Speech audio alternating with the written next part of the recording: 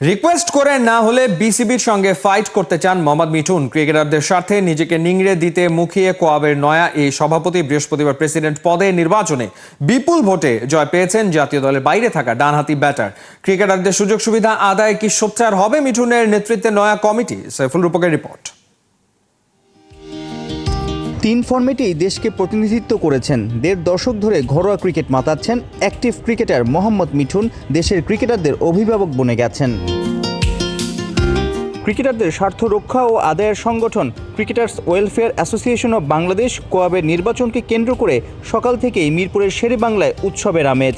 সাবেক ও বর্তমান তারকারা একাট্টা, উঠতিদেরও আনাগোনা। কোয়াবের ইলেকশন নয়, যেন ক্রিকেটারদের কার্নিভাল।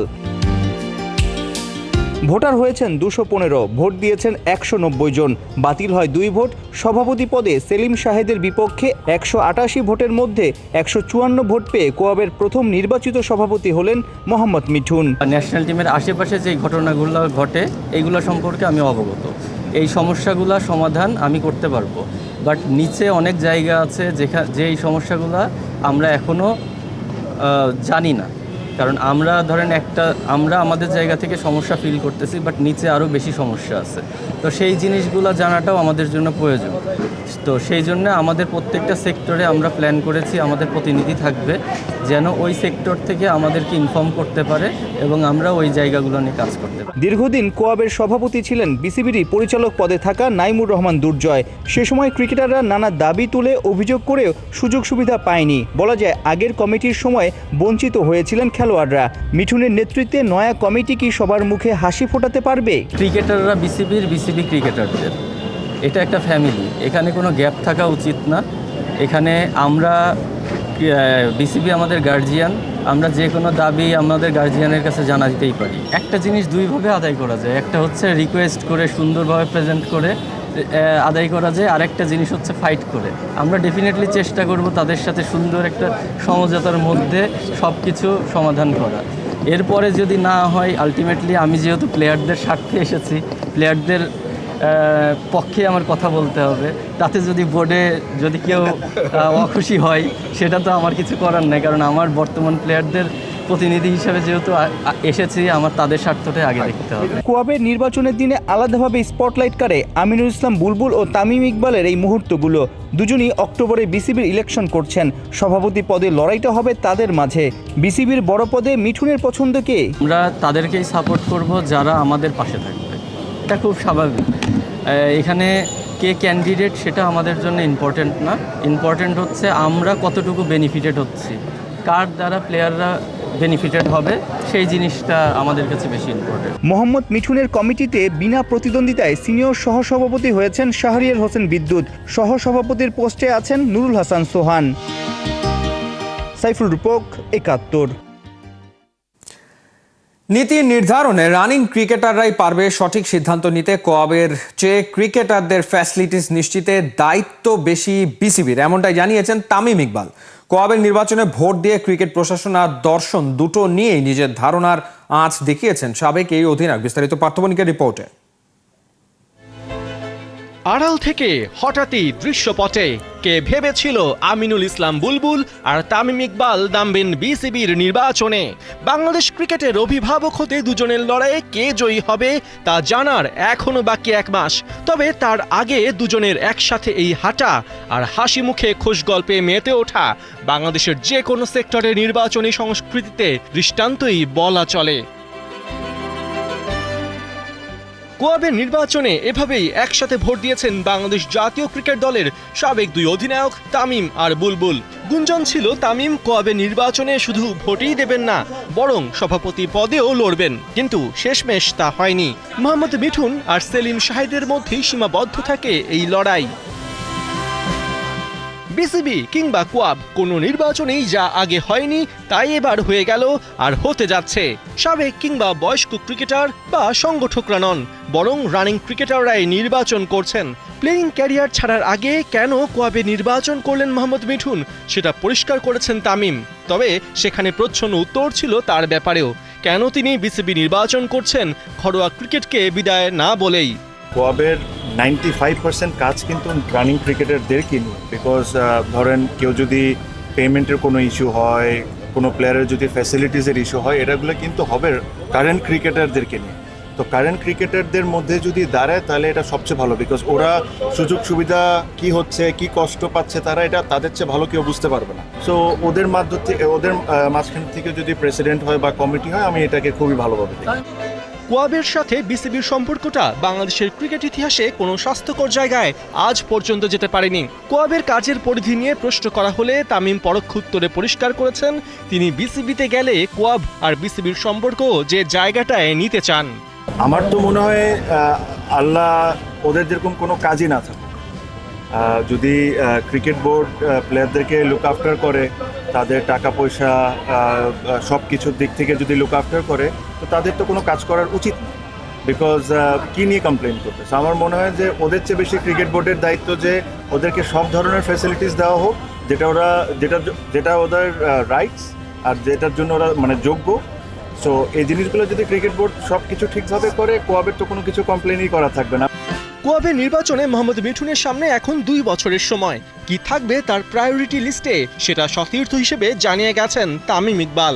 এখানে অনেক কিছু আছে যেটা নিয়ে হয়তোবা কোয়েশ্চেন্স থাকতে পারে, হয়তোবা এটা হইতে পারে যেটা এমন হইতে পারতো বা এমন হইতে পারতো, বাট আমাদের যে মেইন ইচ্ছাটা ছিল আগে ইলেকশনটা হয়ে যাক, কমিটিটা হয়ে যাক, তারপর তাদের কাছে 2টা বছর সময় থাকবে, এর মধ্যে সব কিছু যেরকম সিস্টেম্যাটিকভাবে করে ফেলা যায়। পার্থ বণিক, 71। কথা দিয়ে কথা রেখেছে বাংলাদেশ হকি দল। তড়িঘড়ি করে এশিয়া কাপে অংশ নিতে যাওয়ার আগে বিশ্বকাপ বাছাইয়ে জায়গা পাওয়ার প্রত্যয় ছিল। কাজাখস্তানকে উড়িয়ে দিয়ে বিশ্বকাপ বাছাইয়ে জায়গা পাকা করেছে রোমান আশরাফুলরা। জিতলেই জায়গা হবে বিশ্বকাপ বাছাইয়ে, এমন সমীকরণ নিয়ে এশিয়া কাপ হকিতে বিহার স্পোর্টস ইউনিভার্সিটি হকি স্টেডিয়ামে কাজাখস্তানের মুখোমুখি হয়েছিল বাংলাদেশ। জিততে দৃঢ় প্রত্যয় দলটা শুরু থেকেই চালায় একের পর এক অ্যাটাক। কাজাকরা বাংলাদেশকে আটকে রাখতে পেরেছিল মোটে 9 মিনিট। এরপরই খোলে গোলের দরজা। প্রথম কোয়ার্টারে একটা, দ্বিতীয় এবং তৃতীয় কোয়ার্টারে 2টা করে গোল করে বাংলাদেশ। 34 মিনিটে এগিয়ে যায় 5-0 গোলে। 37 মিনিটে কাজাখস্তান 1 গোল পরিশোধ করে। বাকি সময় কোনো দল গোল না পাওয়ায় বাংলাদেশ পায় 5-1 গোলের জয়। এই জয় টুর্নামেন্টে 6ষ্ঠ স্থান নিশ্চিত করেছে বাংলাদেশ। শেষ ম্যাচে জাপানকে হারাতে পারলে হকি দল টুর্নামেন্ট শেষ করতে পারবে 5ম স্থানে থেকে।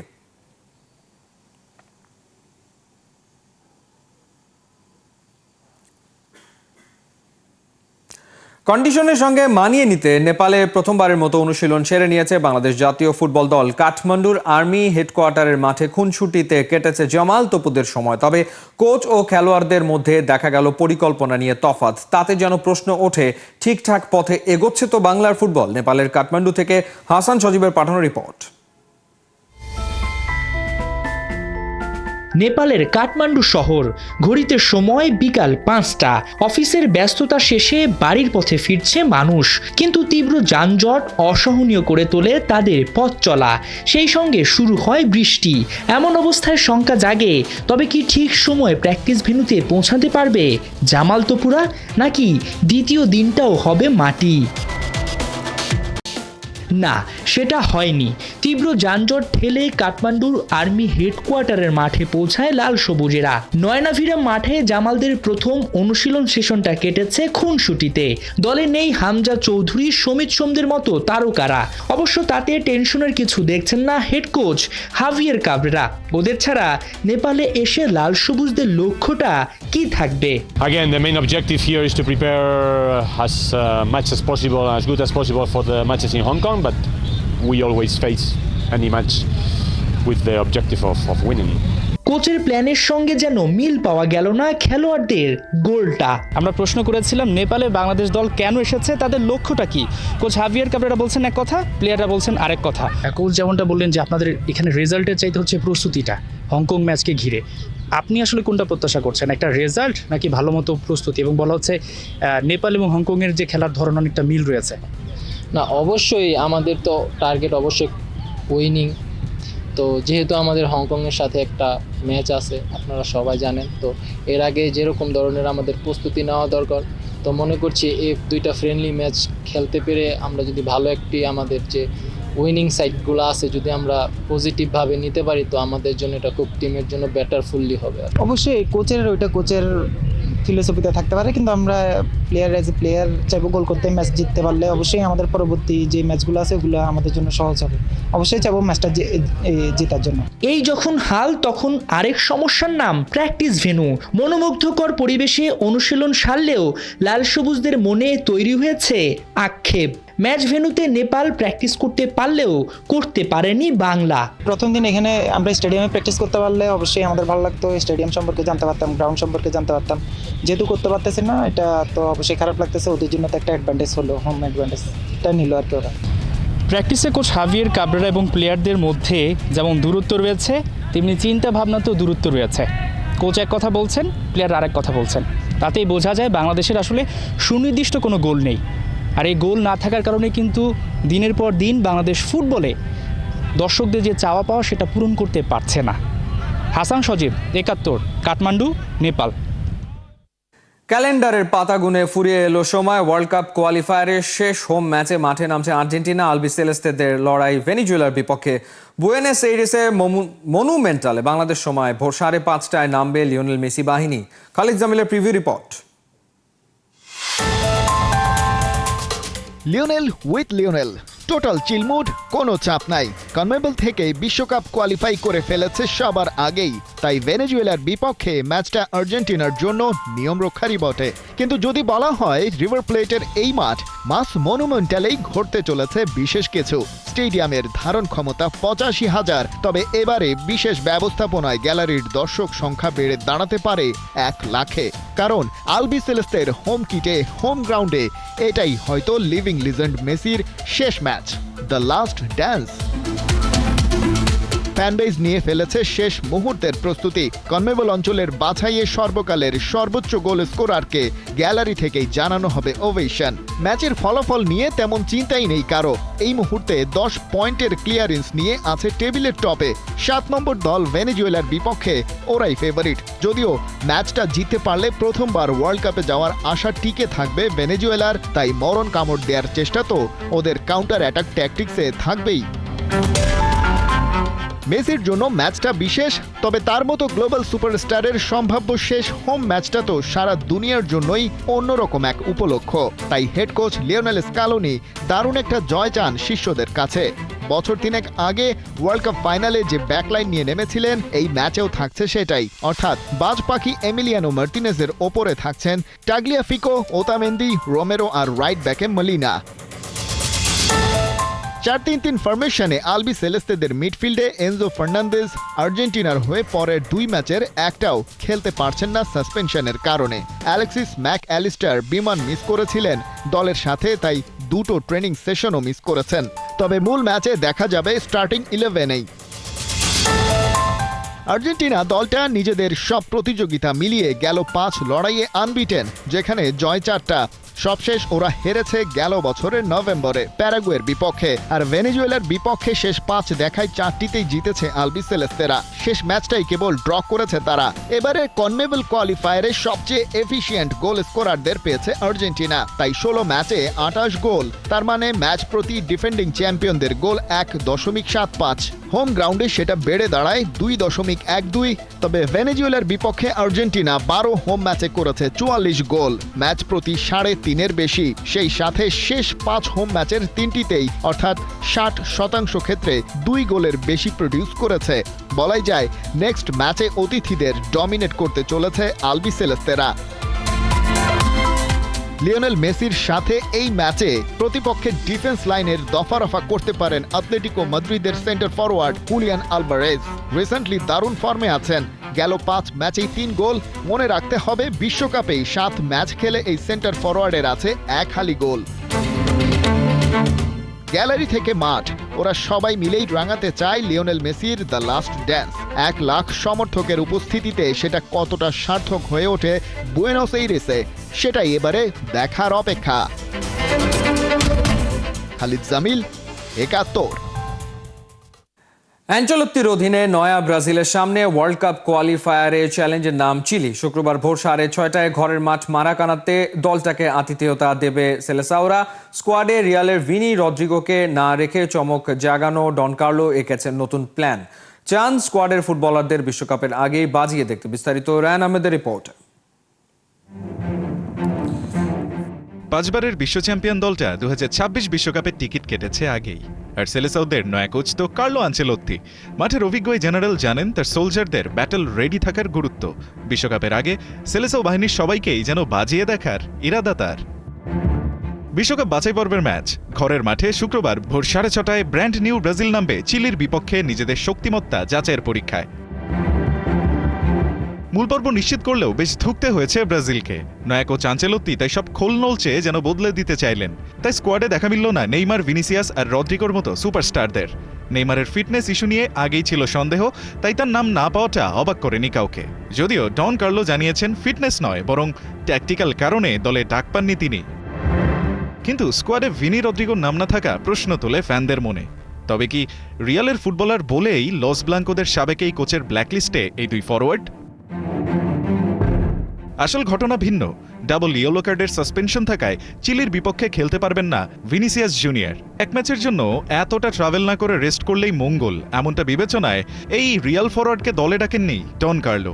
বাকি ছিল রদ্রিগো, তার ডাক না পাওয়া অবাক করেছে ফ্যানদের। ভিনি কিংবা রদ্রিগো দুজনকেই রিয়ালের সময়টা থেকে বেশ ভালো করে চেনেন ডন কার্লো। তাই বরং রাফিনিয়ার মতো ফুটবলার যাদেরকে এখনও নিজের স্কেলে বাজিয়ে দেখেননি, তাদের সক্ষমতা বুঝতেই এমন সিদ্ধান্ত নিয়েছেন ইতালিয়ান এই মাস্টার মাইন্ড। চোখ থাকবে জোয়াও পেদ্রোর ওপরেও। তাছাড়া দলের স্কোয়াডের অন্য কোথাও নেই এমন চোখ ধাঁধানো চমক। একে তো নিজেদের ঘর মারাকানায় খেলা, তার উপর চিলির বিপক্ষে সুপার ফর্মে আছে সেলেসাওরা। দলটার বিপক্ষে শেষ 18 ম্যাচের 16টিতেই জয় পেয়েছে রাফিনিয়া, জোয়াও পেদ্রোরা। অন্যদিকে চিলির অবস্থা কেরোসিন। সব কম্পিটিশন মিলিয়ে নিজেদের সবশেষ 4 ম্যাচের একটিতেও জয় নেই। ফিউচার সিকিউর করতে জায়গা দেওয়া হয়নি ভিদাল এবং সানচেজদের মতো এক্সপেরিয়েন্সড ক্যাম্পেইনারদের। আনচেলোত্তি তাই চাইবেন সাম্বার ছন্দে চিলিকে ঘরের মাঠে নাকানি চুবানি খাইয়ে ফুটবল বিশ্বকে সিম্পল একটা মেসেজ দিতে। ওরা আসছে। রায়ান আহমেদ, 71। ছিল এই মুহূর্তের খেলাযোগের সরাসরি সংবাদ অনুষ্ঠান দেখতে চোখ রাখুন 71-এর ফেসবুক পেজ এবং সাবস্ক্রাইব করুন 71-এর ইউটিউব চ্যানেল। 71-এর সাথেই থাকুন।